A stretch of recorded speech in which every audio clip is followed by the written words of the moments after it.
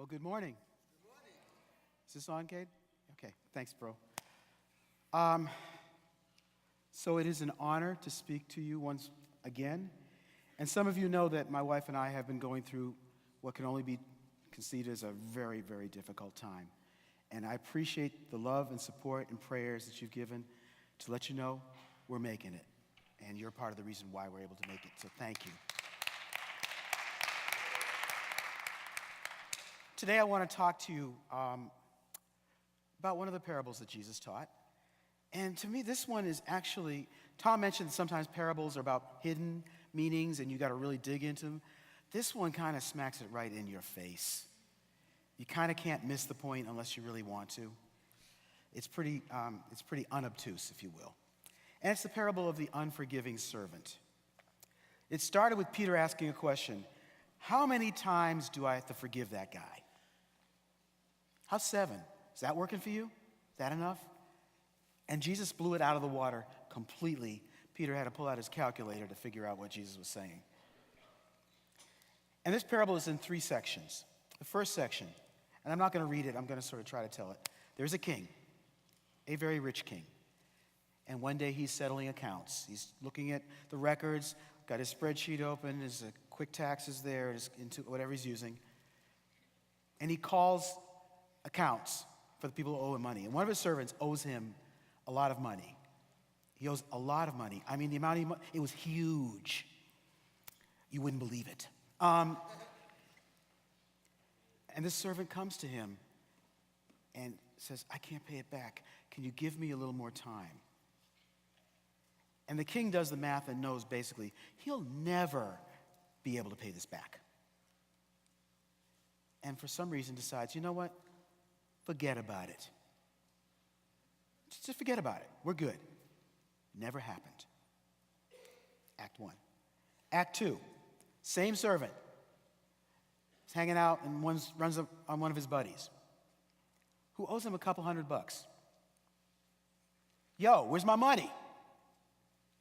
Sorry, man, I ran into some hard times. Can you just give me a little more time? I'll pay it. I really got you. But just give me. No, I need my money and I need it now. And this servant winds up actually throwing his fellow servant in jail for a pretty small debt.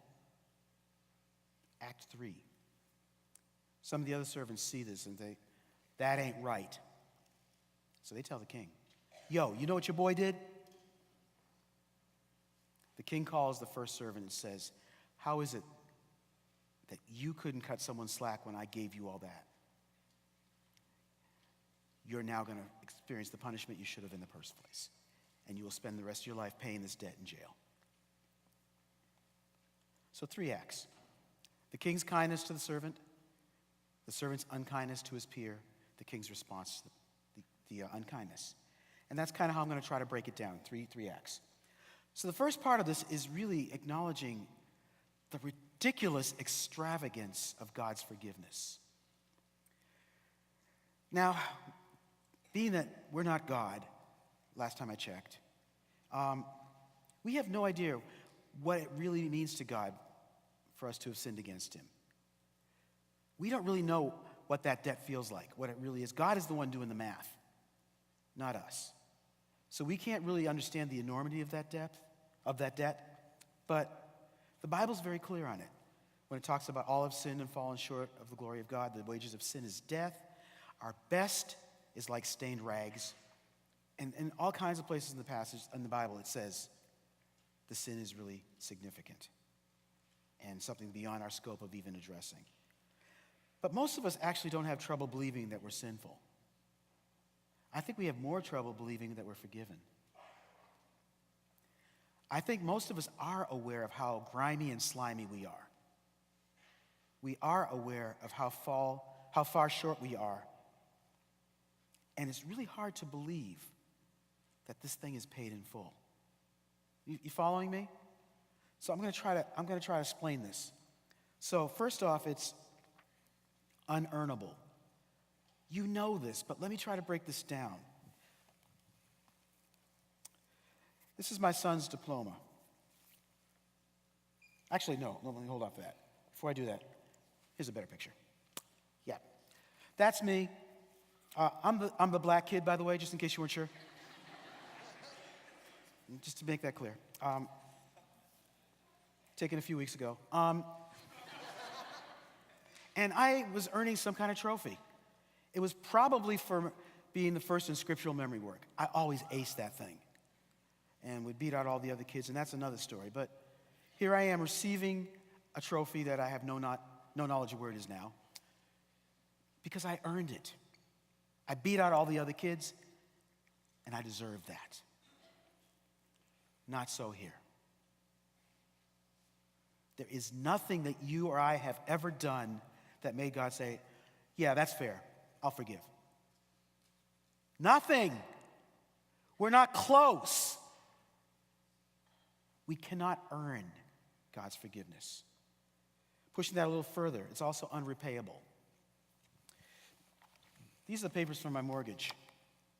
I am really glad I don't have to understand them. They're complicated. I signed a lot of things. I owe Santander a lot of numbers. But Santander Bank thinks that there's a reasonable chance that I will actually repay that someday. If I last long enough and Christ tarries, I will repay that. Not so here. Not so. Farnell mentioned that I've been married for 36, going on 37 years.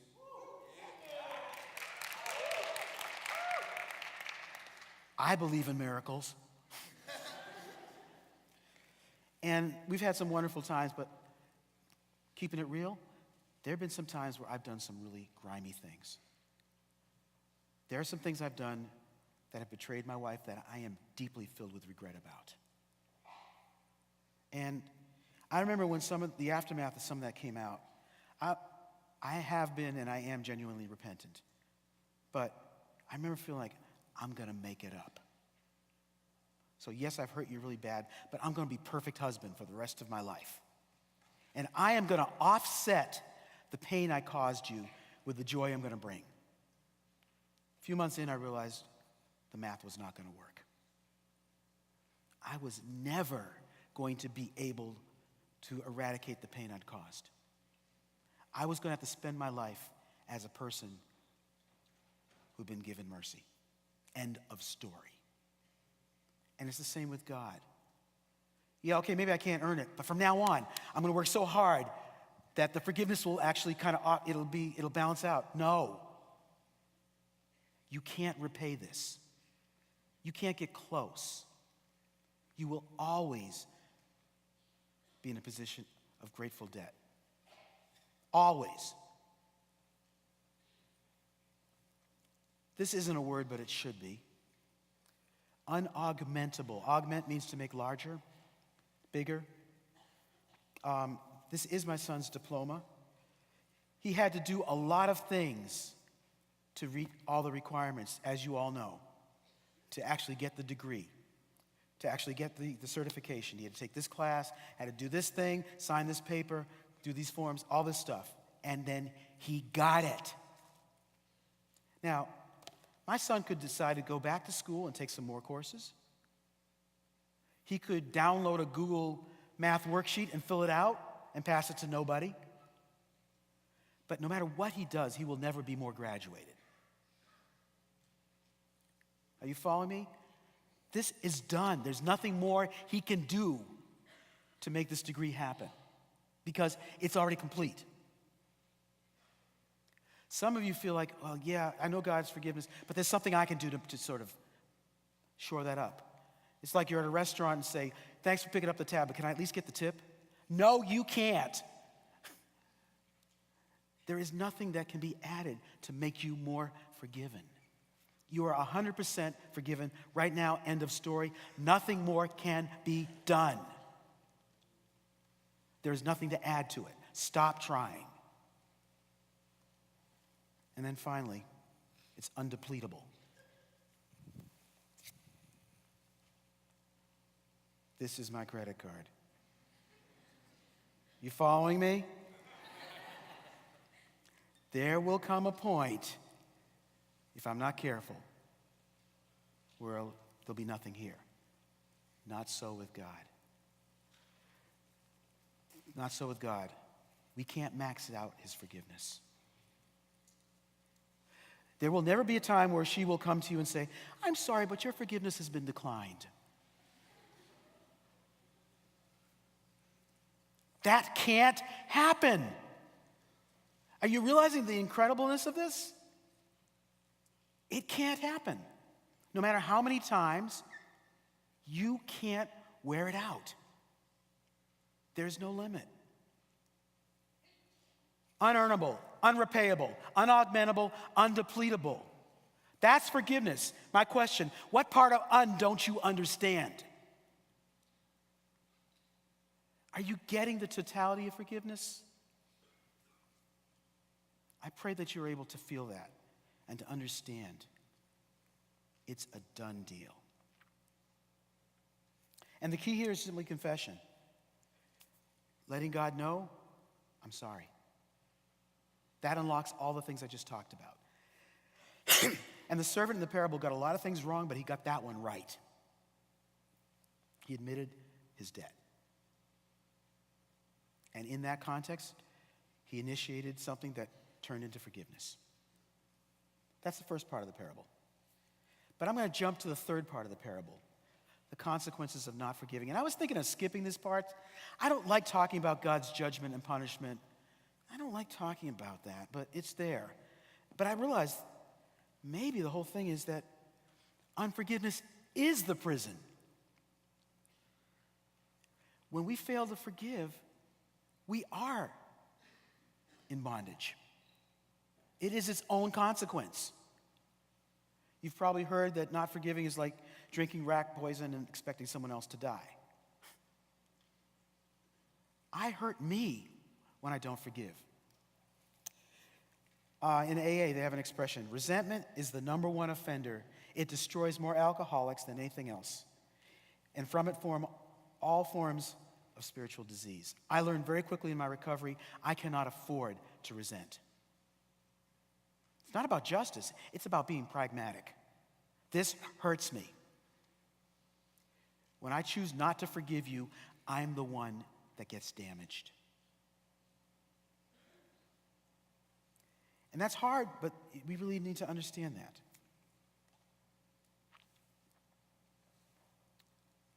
So moving on. Enough said about that. The actual process of forgiving.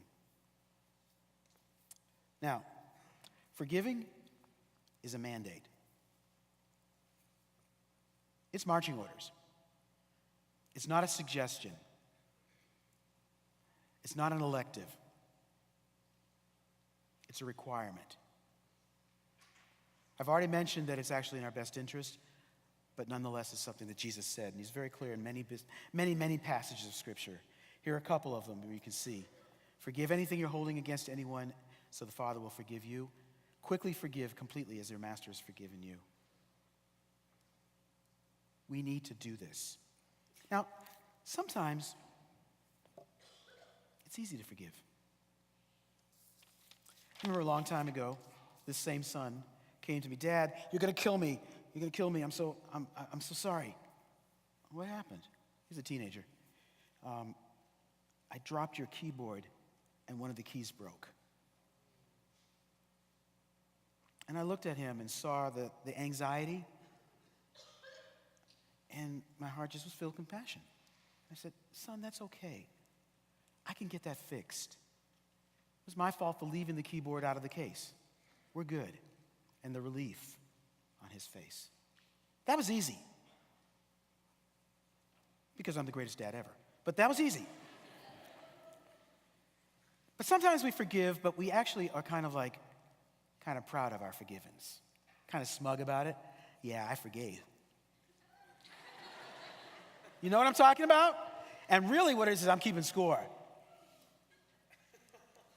And I'm getting some kind of spiritual superiority around this. I would submit that might not be forgiveness. Anyways, sometimes it's easy to forgive. But sometimes it ain't. Anybody know what I'm talking about? Anybody ever had trouble forgiving? Am I in the wrong group? Sometimes it's really hard. And the greater the offense, the harder it is to forgive. Is that not true? It's very hard. So let me break this down. And for my computer friends, you're already tracking where I'm going here. It is both a decision and a process. A decision and a process. The decision is binary. The process is iterative. Notice I didn't say it's a feeling. Notice I didn't say that? Because it ain't. It ain't. It is not a feeling. In fact, let me break it down this way. To forgive, we've got two decisions. We can not forgive and jack up our lives, or we can forgive and become more and more healed. This is really our only options. And we have to decide which way in this flow chart we're going to go. I mentioned it's not a feeling. And I mentioned it is a process. What we don't get is a schedule of how long the process will take.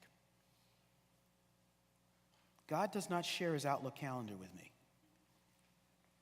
Yeah, by April 5th, you'll be done forgiving this person. He's not sharing that with me. I don't know how long it's going to take for me to actually experience emotionally the decision that I made intellectually and vocatively. But it happens. Process. Okay, how do I forgive? Well, first off, there has to be an acknowledgement. I have to revisit the crime scene. I have to actually detail what happened. And this can be very painful, can it? Especially if it's something that's happened back a little ways. I have to actually do a CSI and really completely evaluate what went down. This can hurt. But I've come to realize that understating or minimizing the offense, it basically cuts off my ability to completely forgive. It doesn't help. It's not heroic. It's not grand. It's actually trying to bypass the process. I've got to get into exactly what happened, how it made me feel, what it did to me. And that may feel really uncomfortable. In fact, I hope it kind of does. And I'm going to break it down a little specific. Sometimes you might feel like in doing that, I'm kind of dishonoring that person who might be a really wonderful person whom I love. Let's take your parents. I am 100% sure that every one of your parents here has screwed up bad in raising you. I am 100% sure of that. My parents, who I love, screwed up raising me. My children's parents, whoever they may be, have messed up really badly. And I guarantee that if any of you become parents, you will mess up really badly. You will. And maybe you'll be stuck here doing the same talk. To say that is not to dishonor. To speak that reality is not to dishonor. Are you able to hear what I'm saying? We can rejoice in the things they got right, but still be honest about the things they didn't. And then finally, there may be times where you are not forgiving somebody, but you actually feel like a jerk about it. Like, I really am not justified in this. Too bad. You still have to deal with it. Whether you feel the offense is actually justifiable offense or just you being a jerk, you still need to process this forgiveness. So no matter what the context, you need to revisit the offense. You need to go through that. And no, it is not fun. I know that. Next, you need to ask God to bring his healing. This really reminds me of what Sister Clemisha talked about a couple of days ago. The saline that washes the wounds. Only Christ can heal us from the impact of the things that have been done to us. Only God can actually do that healing process, but we need to invite him into that process. And I did say process, not event. This can take a while. But we need to ask him to wash us with the water of his word. And then finally, we need to erase the debt. People, we need to let go all hope of ever getting paid back. All hope. And completely release that person from any responsibility. Just like what God did for me. We need to love the person who owes us. And when I said love, I'm not talking about feelings. I'm talking about decision. We need to decide that we will extend the same grace and mercy to him or her that was extended to us. We have to release them. And no, that's not fair. No, it's not. Sometimes I look at the Bible and it's not really about fair very often, and we need to be thankful for that. Okay, I'm going to land the plane. Unlike most black preachers, when I say I won't be before you long, I really mean it. 3 obstacles. Maybe there are more, but these are personal ones that I've really experienced. These are things that have gotten in the way of me forgiving. And I don't have a lot of trouble forgiving usually, but I had a few ones that I was stuck on, and I want to share what I had learned. First is, it is really hard to forgive when the offense isn't acknowledged. Isn't it? It's one thing when someone says, "Oh, I'm so sorry, my bad." But when there's just no recognition of the wrong done. Let's say that they have a different perspective, or maybe they're a jerk, or maybe they're dead. And there was never a chance to have that conversation. So some of you know the story about my parents and their struggles as a biracial couple, as an interracial couple to get married in the 50s. It was a trip. And there was one institution that should have been supportive that was actually critical. And publicly critical. And for reasons that I don't understand, my parents chose to stay involved with that organization for much of their lives. There was never an apology. There was never an acknowledgement. Never. It just wasn't talked about. And that offense had an impact on my parents, but it had a huge impact on me. And that's something I could share at another time. But I took that very hard. And as I was doing some work in terms of my recovery and things, I realized I'm having trouble forgiving this organization. And at this point, those who were directly involved were either dead or in complete denial. I had no access to confront the actual people. That wasn't a possibility for me. But I knew I had to take an action. So what I did, I happened to be friends with somebody on staff. And I called him, "Danny, I need to meet with you." And I went into his office and I shared with him what I just shared with you in detail. And he looked me in the face and said, "On behalf of this institution, I am sorry." Now, my friend wasn't even born when this happened. He didn't even know about it. But he took responsibility for that. It's a beautiful thing. And I looked him in the eye and said, "I forgive you." That was transactional. And I walked out of that office, and the angels weren't singing very loud, or at least I didn't hear them. I didn't hear the bells ringing, but I knew I did the right thing. And I'll never get the apology I deserved, but I can forgive. And I am still working through that forgiveness. That makes sense? Sometimes you need someone to stand surrogate, literally a placeholder to play that role, because you need flesh and blood to actually put those things in the atmosphere. That's what I needed.